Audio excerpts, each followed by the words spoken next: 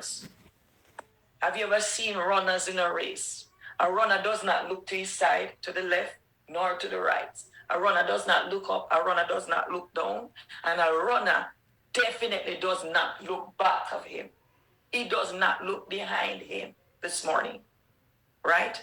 I want to encourage you and challenge you this morning to focus. Let nobody distract you. Let nobody distract you on the job.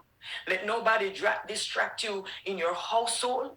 Let nobody distract you on focusing on your goals, on focusing on your ministry. Because the enemy will put all different kind of stuff, Pastor Stephen. The enemy will put all different kind of stuff in your way. He will come with naysayers. He will come with character assassinators, people who want to destroy you, people who want to destroy your ministry. People will say all manner of evil against you falsely. But remember, they did it to Jesus Christ, your Father, and they will also do it to you. He said that the servant is not greater than his master. And if they did it to him, they call him Beelzebub. Come on. They call Jesus Beelzebub. And if they call him Prince of Demons, what will they not call you and I? So when you're being persecuted this morning, just rejoice, just lift up your hands and give God thanks this morning, because they did it to your Father and they will also do it to you. We are not exceptional. If they crucified our Father, what will they not do to us? Glory be to God. So I'm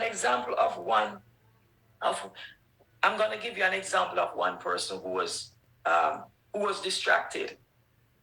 An example of this person was, her name, it was Lot's wife, who was given instructions, right? The angels gave them instructions in the book of Genesis not to look back on the destruction of Sodom and Gomorrah as it was being burnt by fire.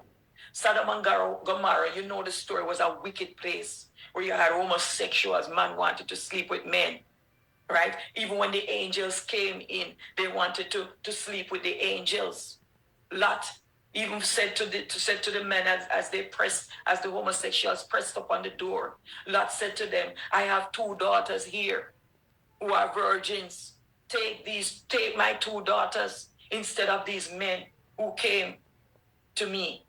Apparently, it looked as if Lot probably got a revelation that these men were angels. Come on. Just imagine a father would want to give his 2 daughters to homosexual men who are living in abominable lifestyle. Saying that they don't know men. Don't touch these men. I don't think Lot knew that they were I don't think Lot knew that they were angels. But because of the pressing, because of the oppression, he was willing to guard these angels and willing to give his daughters to these men. Anyway, they took them out, and the angels gave them instructions. And he said to them, do not look back. Glory be to God. And she looked back. After she had been removed, she disobeyed, looked back, and was turned into a pillar of salt. What are you looking back at today? My question to you, what are you looking back at? What do you need to let go of in order for you to move forward? Who or what are you holding on to that is dead weight? Some of you are holding on to dead weight men. You're holding on to dead weight woman. It's time to get rid of the dead weight. Yes, Shakada, don't be distracted when you're running. That's right. Get rid of the dead weight. What are you holding on to? Is it unforgiveness? Is it bitterness? Let me give you a time to think.